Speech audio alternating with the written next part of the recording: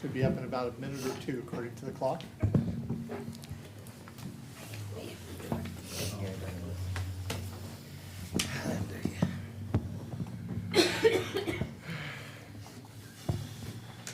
What you got down there, Dale?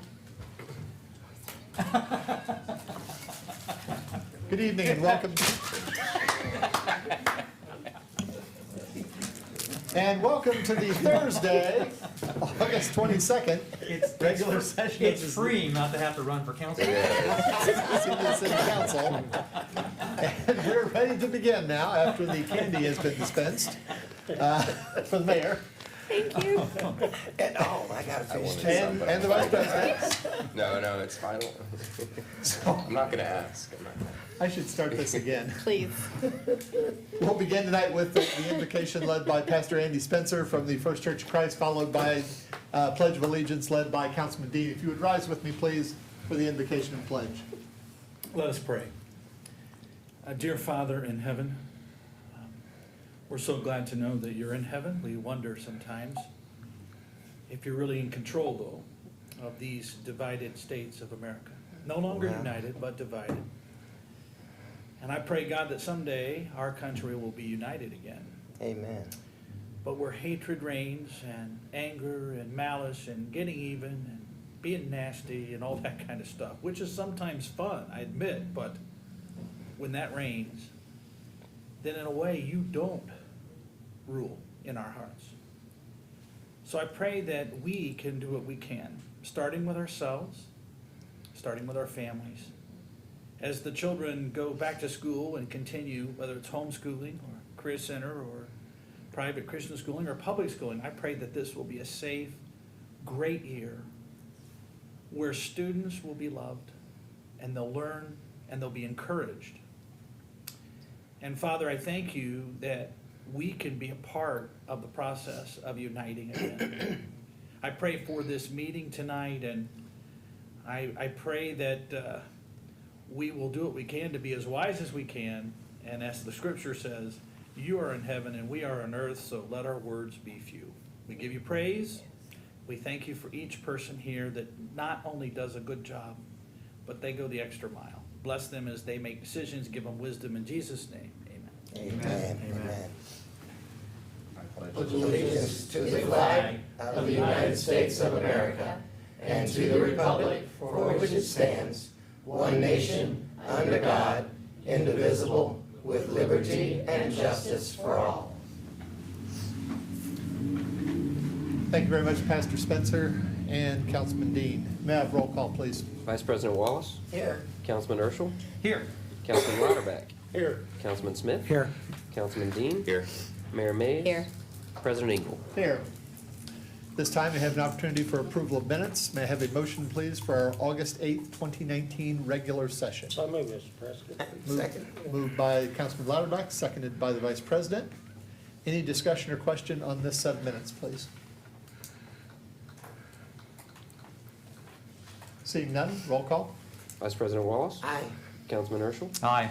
Councilman Lauterbach? Aye. Councilman Smith? Aye. Councilman Dean? Aye. Mayor Mays? Aye. President Engel? Aye. Motion carried. We have no special presentations scheduled this evening, so we'll move on to audience comments. Anyone wishing to address the Xenia City Council, please feel free to do so. Provide us your name, address, and limit your comments 4 to 5 minutes, please. Yes, hi, my name is Michael Burrow. I live at 2304 Carolina Drive here in Xenia, Ohio. When I moved back to this state in 2015, I stood here in front of you guys, not all of you, and I said if I seen something that wasn't right, I was going to be a watchdog and remind you. I was going to talk about a few other things, but I read your last meeting minutes, regarding the gas tax that Mike DeWine passed and then went into effect in July. According to your meeting minutes, it stated that the gas tax funds were going to be moved into the general funds. I don't know if there's any stipulation on that, but you may want to think about it. That money was allocated by the tax for fixing roads and roads only. So I'm here to remind you, use the money what it's meant for. Don't try and put it in the general fund, and don't try and use it for other stuff. If not, you'll be talking to Mike DeWine. So, and then the other things I had was, this is my whole notes right here, so. Gas tax. You guys are gonna be changing the city charter here pretty soon, and I think some things need to be added in it. One would be a stipulation of anytime you have an expenditure anywhere of $8 to $10 million or more, it should be put to a public vote. So a $14 million expenditure like a city building or something like that will never happen again. Because back at that time, I recall seeing in a meeting somewhere that you didn't think that the voters were intelligent enough to make the decision or not. And seeing how everybody gripes on Facebook and everything else and never shows up here, I figured I'd show up here and remind you guys. Another thing we should probably add in to the city charter is for elections. Maybe we think about doing term limits so people don't sit on here for 20 years. That's something, so I think it should happen, maybe 2 to 4 terms max. Then the other thing is, what's the stipulation on somebody running for council? Is there any background checks done on them? Is there anything saying, hey, they owe some back taxes or they have some other debts that they should be? To me, if you owe back taxes or have any other debts toward the city, you should not be allowed to run for city office. Or if you have any criminal background. So that's my suggestions. And I've actually talked to a bunch of other people and they kind of say that too. So just my comments in a nutshell. Thank you. Anyone else care to come and address the Xenia City Council this evening, please?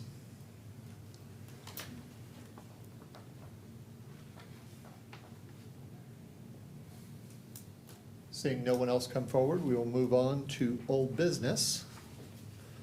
First item, or only item under old business is Resolution 2019-Y, a second reading, authorizing the city manager to execute a use agreement with Gregory P. Burnett for use of city property located adjacent to 30 South Detroit Street, originally introduced by Mayor Mays. Thank you, sir. Move for passage. Thank you. Move for passage. A second, please. I'll second that. Seconded by Councilman Dean. Any discussion or question on this motion, please?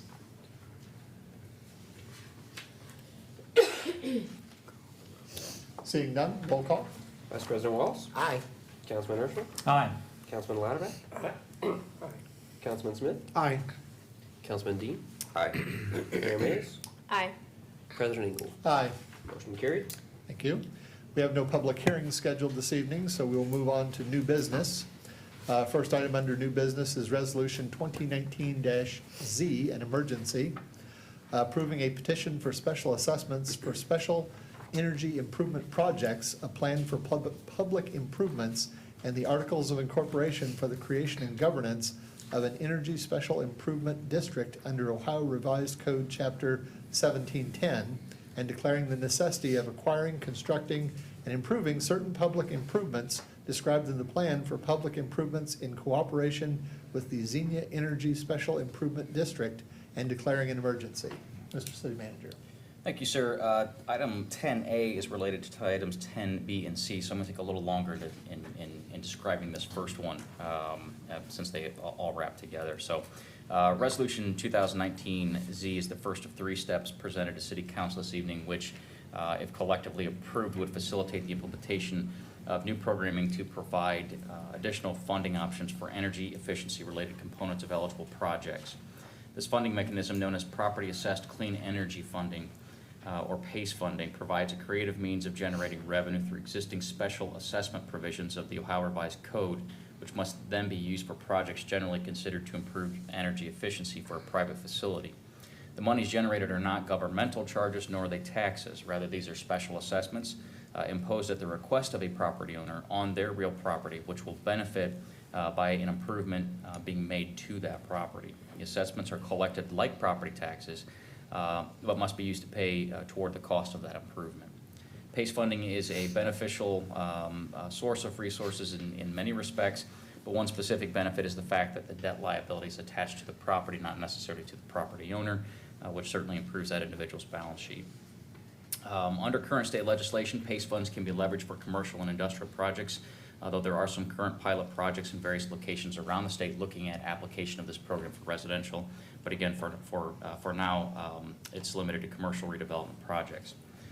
PACE funding is a creative tool that can be added to a lot of other traditional funding mechanisms. In and of itself, it's probably not the primary funder for most commercial projects that would qualify, but it can be a good tool added to others. City staff has been in conversation with various local property owners who've expressed an interest in a PACE funding program and have lobbied us to recommend to City Council implementation of the necessary legislation to create a local program.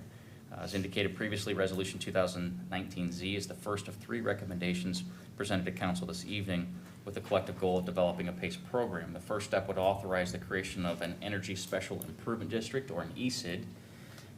Like other special improvement districts authorized in the state law, an ESID is a statutory instrument designed to allow for the collection of property taxes under certain conditions for certain purposes. In this case, the ESID would facilitate the collection of assessments at the property owner's request and with necessary approvals to be applied toward repayment of a PACE financing model for eligible energy efficiency projects. Such projects could include replacement of roofing or windows, installation of new HVAC systems or other mechanical systems that improve the overall energy efficiency and reduce energy consumption, which is deemed to be a general public benefit.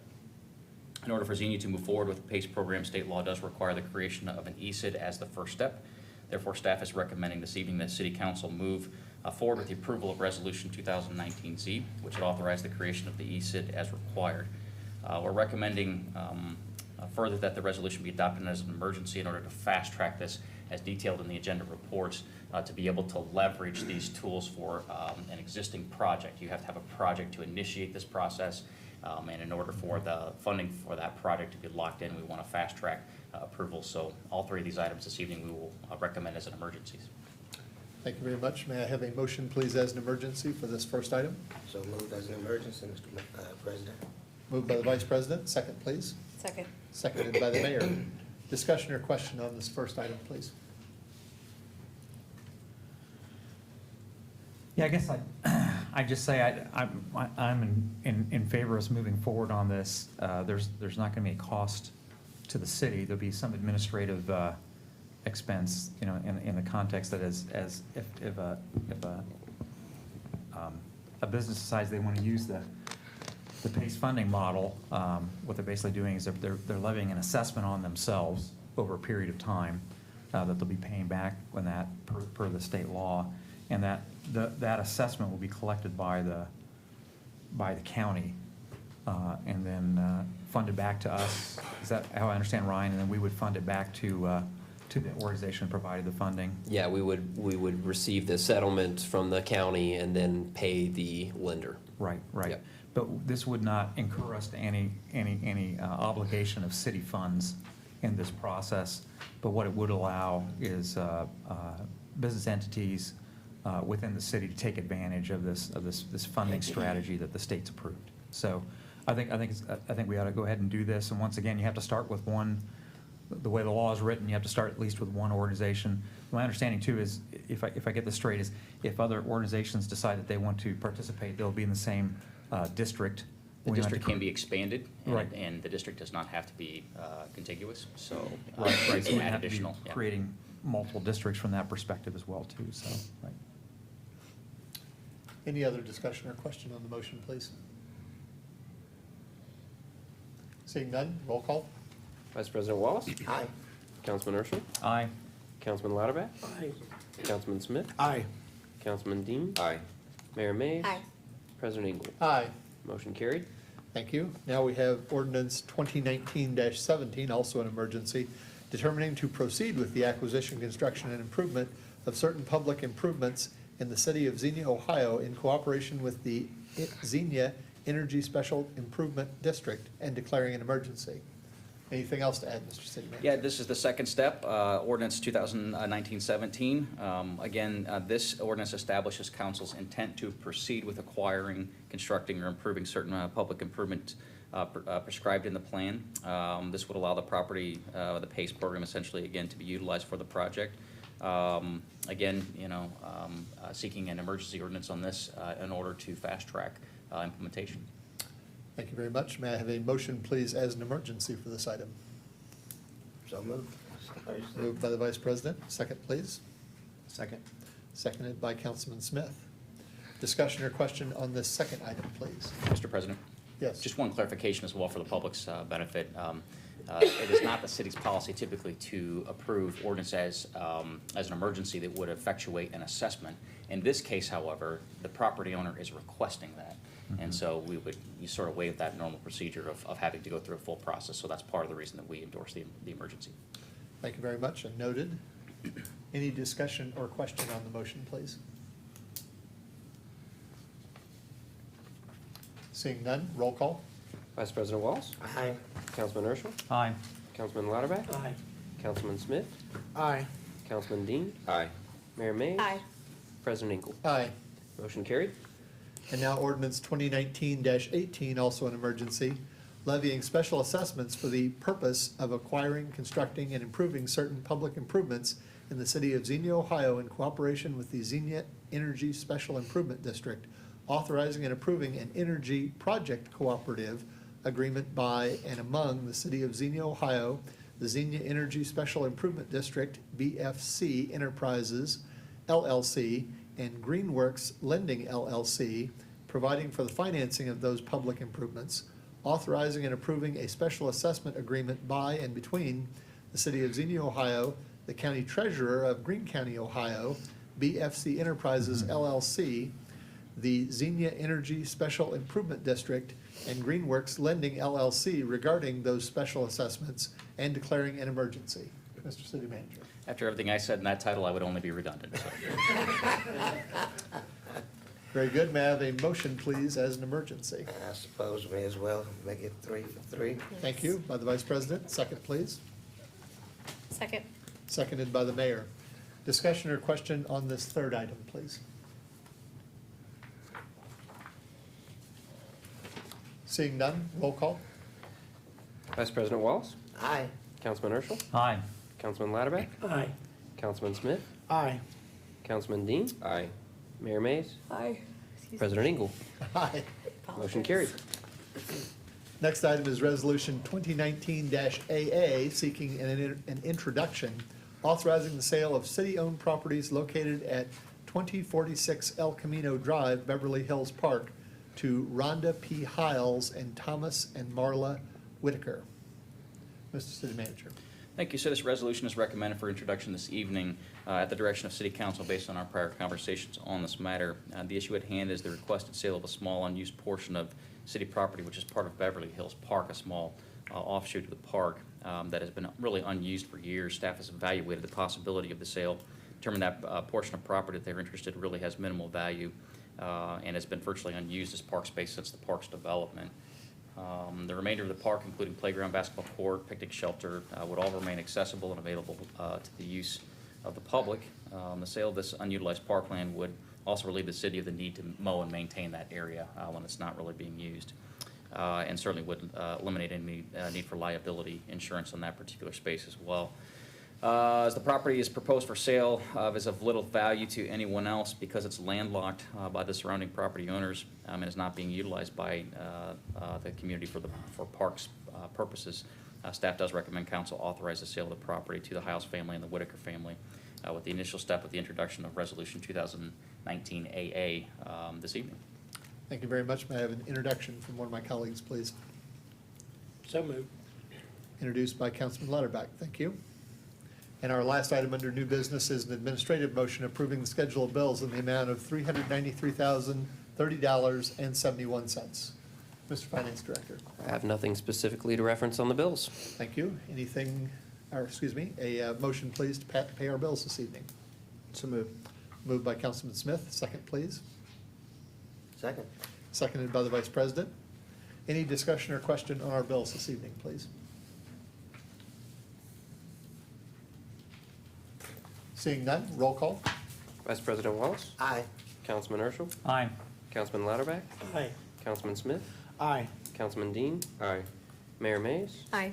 President Engel? Aye. Motion carried. Thank you. This time, we have an opportunity for appointed official reports and council comments. Mr. City Manager. Thank you, sir. Just a couple brief updates and reminders. Mr. Duke and I provided a presentation to The Charter Review Commission, which did actually meet this past Tuesday, I wanted to just give a brief update to the council members that don't participate in that process. We focused on an overview of city operational leadership structure as prescribed currently in the charter, and also provided some in-depth review of financial procedures and transparency requirements currently in the charter, and talked about just some concepts, conceptual issues that might be considered by the group for changes for the future. So it's a great group to work with. We really appreciate their volunteerism and willingness to come forward, because this is truly one of those involvement activities. It's a marathon. This is a long-term commitment. So again, that process had its third meeting and well underway. Second, we wanted to remind folks that Xenia Community Schools is back in session. We need folks to be safe on our roadways. We need folks to be observant of those school speed zones. We need folks to be aware of what is appropriate and not appropriate in terms of when school buses stop. We don't want to threaten tickets, but our students' safety is paramount, and so we ask folks to respect that, and we will be out enforcing, especially at the beginning of the year, enforcement of those school safety zones. Finally, I want to remind our community that next Tuesday, August 27th, is our second annual Neighborhood Night Out event. So that's Tuesday, August 27th. It's located this time at Arrowwood Elementary. It'll be 5 to 7 p.m. I encourage our council members to come out and take an opportunity to connect with constituency, talk with folks, meet and greet with families. We'll be joined with our typical partners. A big thank you to Xenia Community Schools for hosting us at their site. Kroger, Green Memorial Hospital, Xenia Bouncy Castle, many others that'll be out there providing activities. We've got food for families, all kinds of giveaways, information on services, job opportunities, that sort of thing. Just an opportunity to connect with leadership from the city, leadership of these other organizations, to talk about things going on in the community. So again, Neighborhood Night Out, August 27th, a Tuesday of next week, Arrowwood Elementary, and that's from 5 to 7 p.m. And that's all I have. Thank you. Anything for our city manager this evening, please? Yes, Brent, I'm sorry, go ahead. You can go first. Sure, Brent, are those sessions open to the public Sessions for for charter doing the review? charter? Yes. In fact, we had one citizen that participated this last time and kind of took it all in. But they're up here on the second floor of the city administration building, and those are published. We publish the dates and locations of those meetings, and they are open to the public. Great. And if someone wanted to come and make some recommendations, could they do that directly to that group, or is that just an observation only? We tend to, it's fairly informal at this juncture. I would recommend that they work back through the law director to provide recommendations on changes. She is sort of that, we're all serving as technical experts in that process, but Danette is really kind of the lead among us. So I would recommend they go that route. And certainly they can talk to those commissioners who are serving on that.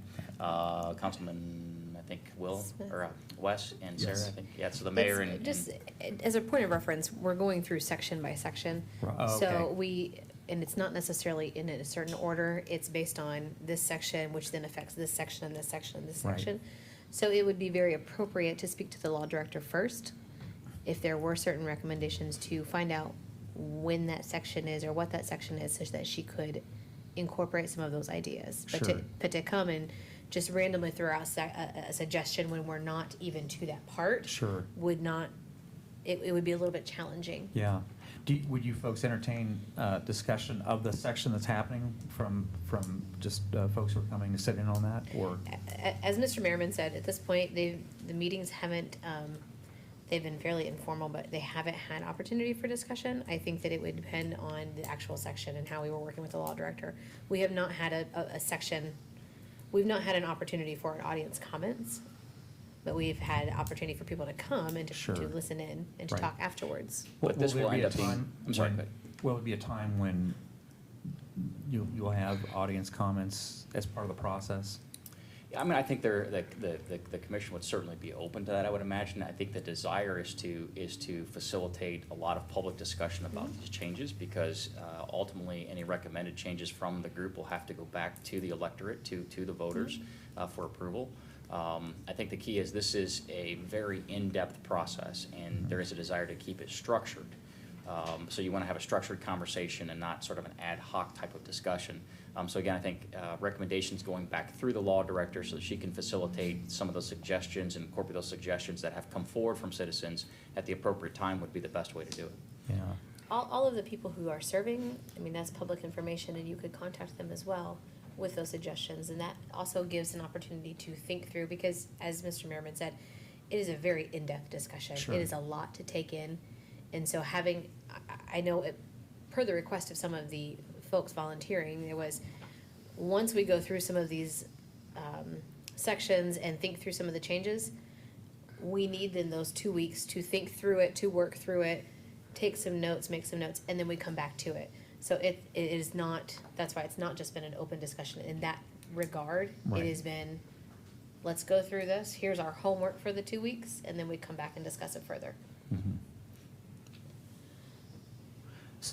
So if we have just a citizen of the city and they do have some sections of the current charter that they have some specific recommendations on, I think what I heard was they could either go talk to our law director and have that discussion, or they could contact one of the individuals on the charter, we're calling it commission, I'm trying to use the right term. Charter Review Commission. The so they would Charter be- Review they would be Commission, right. commissioners. I would also recommend coming, finding out when we're discussing that particular area, and at least sitting in on it, because I guarantee there'll be homework from that, and then discussing it either after or In that towards the- context. Yeah, absolutely. Sure. And part of the benefit of having a discussion with the law director when you have ideas and recommendations, anything that the city would do has to be vetted through statutory appropriateness first. Right. So for example, in the audience comments tonight, there were a couple ideas thrown out. One of those ideas in particular affected a vetting of someone's ability to be on the ballot. That's statutory law. Right. And the city of Xenia can't actually put any additional limitations beyond what the statutory law and the US Constitution say makes someone eligible to vote. Sure. So those are Completely the inappropriate. ideas that the law director could very quickly say, well, actually, this is where we're limited there. So, to the benefit of the time of the individual who might have those ideas, really the best route is to start with the law director, but we would Sure. encourage folks to attend that meeting and provide input as well. Great, okay, thanks. Mr. President, I'm curious as to whether or not the rest of council, I understand that we can only have two serving as members of the commission, but can the rest of council be included in the minutes and/or the announcement so that we know what's going to be discussed and whether or not we'd like to be present in particular? I suppose we couldn't be present, because if we did, and certainly two or more of us showed up, then it would be a sunshine law violation or whatever. But we could always talk to Councilman Smith or Mayor Mays to give some input so that we could discuss it. We certainly can facilitate the provision of those minutes back to the whole council. I don't think that you'd just be adding a couple more names probably to an email for the city clerk. And I do think it's a good idea, Mr. Vice President, to rely into your peer members of the council who are officially representing. Exactly. As that feedback mechanism, so that the rest of the council can be kept updated. Bear in mind that, I think right now, the timeline in mind here is that there would be no product that would go back to voters until probably November of next year. There's a lot of work that goes into understanding the current city operation, the current charter, then to think about potential alternatives and changes, to vet that from a legal sense, and then to do outreach to the community. So, again, this is a marathon, not a sprint, and there'll be a lot of time for a lot of discussion, and it should take a long time. You don't want to make arbitrary or capricious decisions when it comes to your city charter. You want to make sure you're making good decisions that are sustainable long-term. But I personally would like to be kept apprised of what's going on with the process. Yeah, I'm not a lawyer, and I wish our law director was here, but I don't think it would violate the sunshine laws, my personal opinion, by having council people in the audience. That's my Agreed. personal opinion. I would agree with that. But maybe we should check with the Yeah. law We can check with the net, but you still retain your rights as a citizen to attend a public meeting. Yeah. Okay, Thank you. okay. Thank you for Councilman bringing that Smith. up. Thank you, Mr. President. Back in June, council made the recommendation to move our regular meetings from 7 o'clock to 6 o'clock. I don't know if this is the time in the agenda to do that, but I'd like to make that motion that we retain the same time. I was concerned when we moved that we would lose audience. Actually, I don't think it's affected our attendance at all. In fact, we have 10 people in the audience tonight, so I think it's actually a good thing. People are a little fresher at 6 o'clock the the night's a little longer if we had to go into a work session. So if this is the appropriate time, I would like to make that motion to Make it permanent. continue our meetings at 6. If I could, Mr. President, I'd Yes. recommend if there is interest, we can work with the law director and bring back a resolution at your next meeting. The current arrangement as a pilot was scheduled to go through the month of September. So bringing something back the next meeting would be the appropriate time for a first, second reading to have that implemented at the end of the month next month. So if that's acceptable to you, Councilman, will Yes. you withdraw that's your fine. motion? Mhm. I withdraw. Mhm. Thank you. Please, Sure. please have that prepared. I would be in favor of such a thing as, That's what if for no other reason, it is more respectful of our city staff's time. We ask a lot of them, and on these nights where we start later at 7 and then have follow-on sessions, it's more time away from their family and disruption to their lives. By moving it forward an hour, we show a little bit of support back for our staff for their family time, especially later in the evenings. Anything else for our city manager, please? Seeing none, Mr. Finance Director.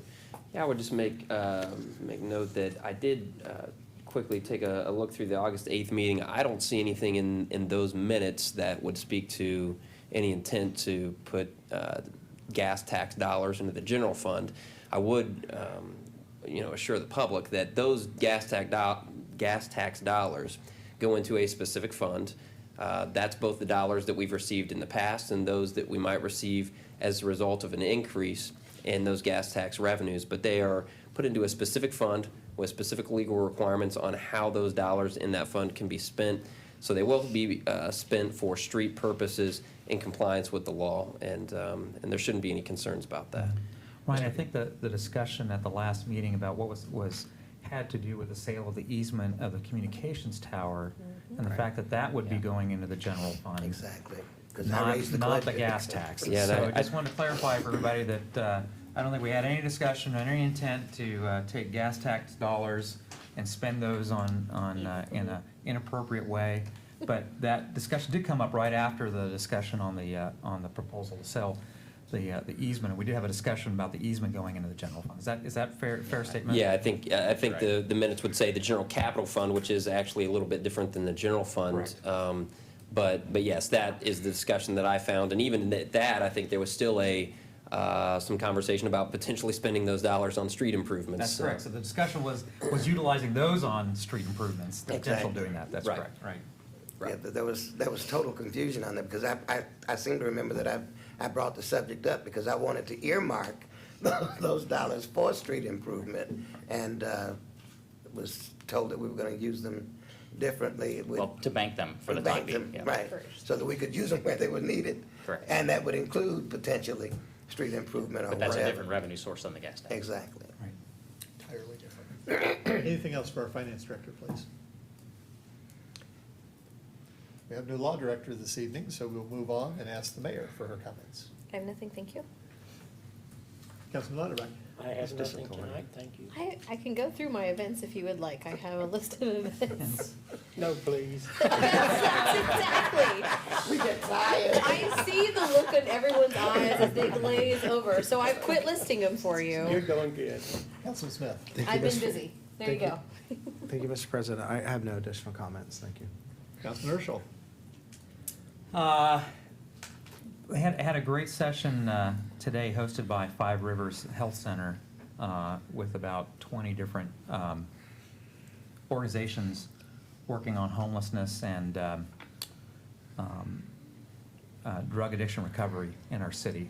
And once again, I'm amazed at the scope of the folks that are working on the problem in our city. But on the other hand, we desperately need a clearinghouse or an omnibusman or some other type of position to help us do coordination amongst these. So, and we had some more discussion with the folks that were involved with that as well today. And once again, these are some that are public organizations, some that are private, some that are faith-based. They all seem to have a very high desire to see folks recover out of poverty and recover out of addiction. And but we just desperately need to be looking for additional ways for them to coordinate across them. So I've got some thoughts on that, and I'm not ready to move forward that tonight, but I think at a future council meeting, I may make some suggestions for some ways that at least the city can participate in helping those things along. So that's all. Thank you. Councilman Dean? I have nothing further to add tonight. Mr. Vice President?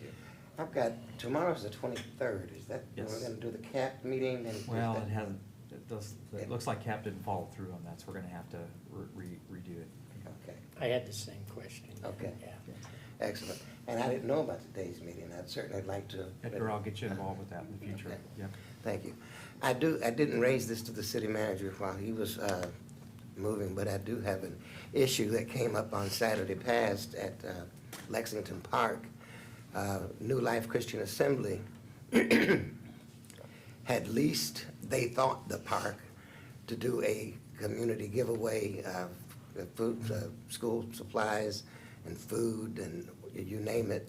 And they got started, I think, about 11 o'clock in the morning. They had, when I got there, around 1:30 or 2, but maybe it was 1, they had, I'm not a big crowd estimator, but it looked to be over 150 people with little bitty children and adults, and food set up was in the parking lot and so forth. And I found out after walking around for a little while and finding Sister Murphy, who is the first lady at New Life Christian Assembly, that a group from Central State and Wilberforce, they said they were representing both. We're going to set up right beside where they were and set up a tent and so forth. And the young man that was representing Wilberforce had actually been very disrespectful of Ms. Murphy and so forth, and I ended up trying to talk to him, which was not something that worked out very well. So I called the city manager and asked if he would get someone out there, and he did send Dispatch Officer Walsh, who came and tried to work with them. And when he said that, of course, that New Life could not lease the whole park, but I've got 2 questions on that I'll get back to in a minute. Because if they can't lease the park, then why do we, first of all, do a lease application, charge a fee, require insurance, and then let somebody off the street come and set up right beside them and compete with them, and their music is louder and far more coarse and inappropriate for the little children walking around than the band that the church had there playing gospel music. And I wonder, why we would even bother to lease to one group if another group can just walk in and barge in and start their party or their barbecue, I think is what they called it. But the very first music that they started playing once they set up, I wouldn't listen to. I tell folks in some of my groups sometime that cussing like that is damaging to my ears, and I just think it was totally inappropriate. And I really think, why do we charge rent and lease to one group if another group can come in? So I'd like you to speak to that. But then, and I don't know exactly what to do. We are trying to find out exactly who this young man was and what his relationship is with Central State, which is where he was from. But I found out from one of my students at Wilberforce that he actually graduated a couple of years ago. So he probably had no official capacity with them. But the whole thing was very, very troubling and upsetting to Sister Murphy, and she's been doing that. I don't know, Brother Scrivens, do you have any idea how many years? 5 years. Each year giving out just hundreds of dollars. I happened to be standing there and got a snow cone when the snow cone folks told her that her $400 had been exhausted and she had to pay some more money.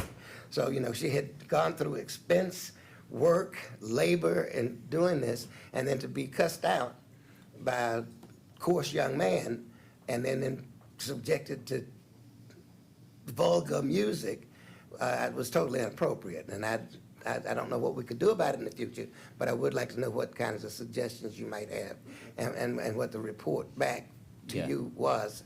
Yeah, so upon being contacted by you, Dr. Walsh, we did contact dispatch, and I think we sent 2, if not 3 officers to the location. And I want to respond to a couple of questions you had. So within existing ordinance today, an individual or group cannot lease an entire park space. You know, we used to have provisions that we would allow for shelters to be rented and so forth.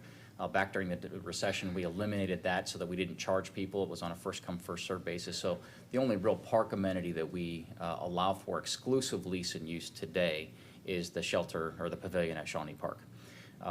The fees that they would have paid, our existing ordinances do require that for any events that are going to be open to the public over a certain number of people that they want to have on that public space, it requires review. There's, I think, a $50 charge for a special event fee, and the city provides services to assist them in the process of looking at, you know, do you need electric? Do you need restrooms? Do you need trash service? Do you need security? And so we go through that process of evaluating that through public service, fire, police, and zoning.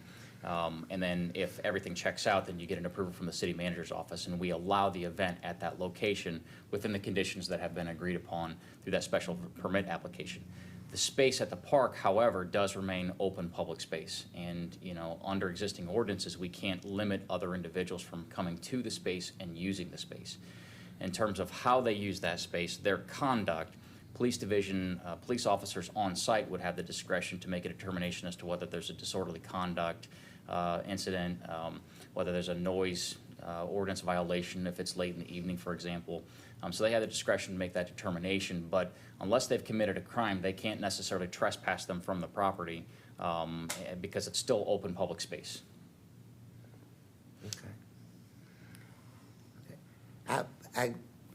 I hear what you're saying, but it to me still seems a bit inappropriate to have the interlopers come and be able to play their music so loud and it be so vulgar that the Christians that were there trying to have a giveaway to the community were driven away and caused to have to leave earlier than they had been designated to do so by the park. And of course, too, if one group, which turned out, from what I understand, to be later in the evening, bigger than the group from the day, why didn't they have to have a permit if New Life Christian Assembly had to have a permit? Well, 2 things with that. One, if their group was of a certain size and a certain type of use of the park, then under the existing ordinances, they should have registered for a special events permit. Now, again, you know, we don't, if someone decides, for example, to have a family reunion at a park and they choose not to go through the city, Exactly. There's very little enforcement capability we have with that. It's just those enforcement ordinances do not exist within our code. We have some legislation that's in place to help us control some of these large special public events that folks want to have, but we don't have a whole lot of enforcement capability. And these are open public spaces. The only limitations we have is they're supposed to be used during daylight hours. So these spaces are open to the public. By policy, we do make an exception for the pavilion because we do have a fee structure in the code to be able to use that pavilion exclusively. Otherwise, the parks are open to the public, and not just city residents, but really anybody can come in and use those parks. In terms of the conduct of the individuals, I think there may be an opportunity, and I would recommend you talk to the law director about a review of some of our ordinances in terms of public conduct in parks. And I think that's something that could be evaluated, and we can look at whether or not our existing enforcement capabilities are sufficient for what the council would expect. The law director could provide some advice and some guidance on maybe some changes there if she deemed with you that to be appropriate. Okay. Thank you very much. That's all I had. Okay, thank you. I had just 2 items. First, I wanted to thank both the city manager and finance director for making those observations in regards to the comments placed during audience comments earlier. I was actually going to be speaking to both of those, so thank you for catching that in advance. The other two things I would catch from that, and unfortunately, the gentleman has departed, but wanted to be on the record specifically. Council is not about to change the charter of this city. The citizens of this city will vote in an election on a number of provisions, potentially, to change certain sections of the charter. And specifically, the group that's already been discussed here, represented of 2 council members and 3 citizens, which were solicited from the general public, are those who will make recommendations to the council to put on the ballot for a potential charter change. In no way, shape, or form will this body of 7 people sit here and vote to change the charter. That is not what is happening. And then the second item, I normally would just let this go, but I just can't in this particular instance. There's no one on this council who has sat here for 20 years. To the best of my recollection, the longest-serving member in recent memory was Pat Felton, who was at the 15-year point when she resigned for medical reasons. All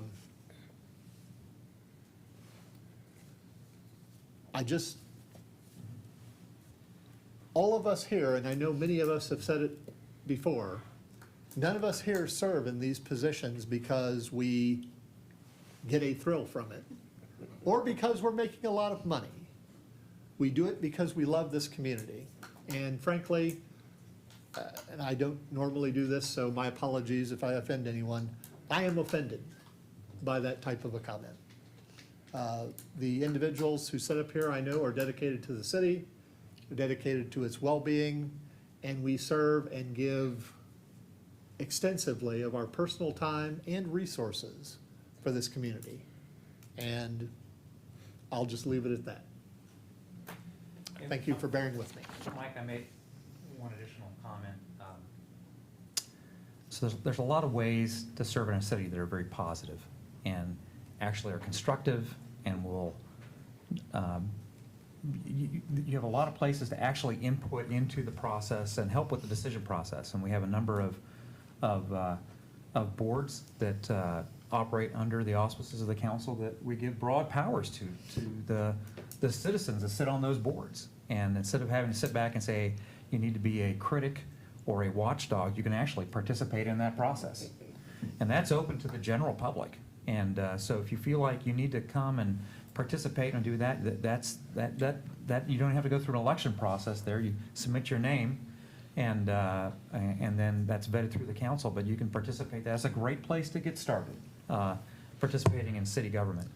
And then after that, any citizen can stand up for, file some petitions, and you get 50 of your additional citizens to sign and say that they would like to see your name on the ballot. Get your name on the ballot.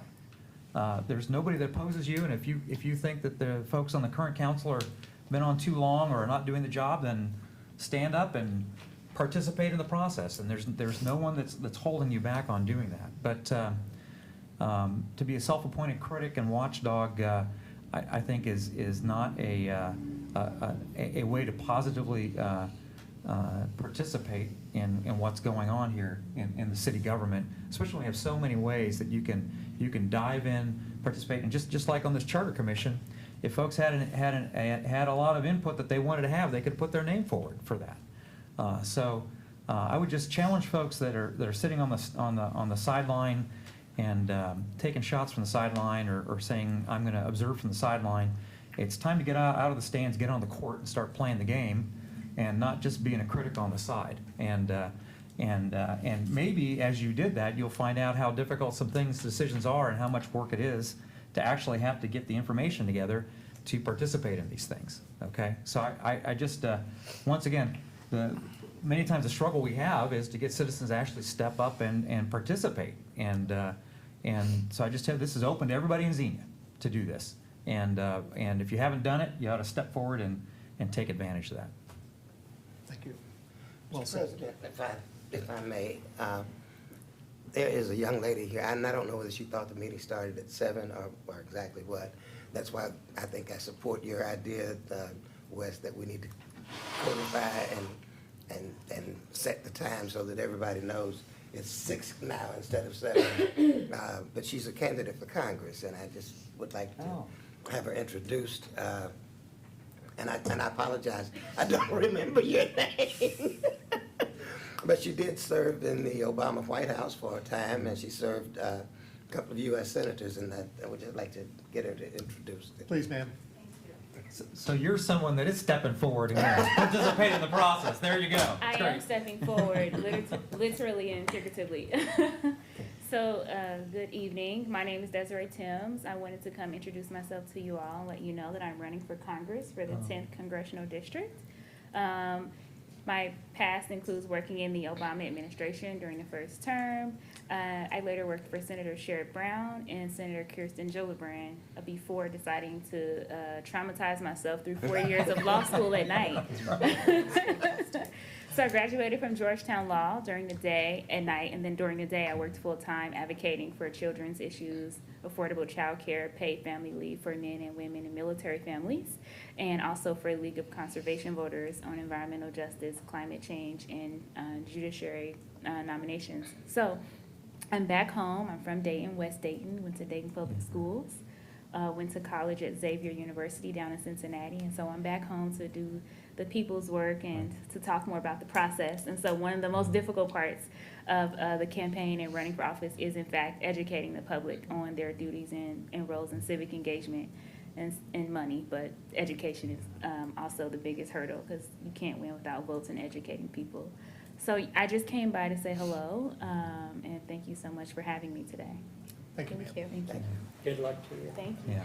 And Desiree, kudos to you because it's a lot of work It is. to step forward and do that. So,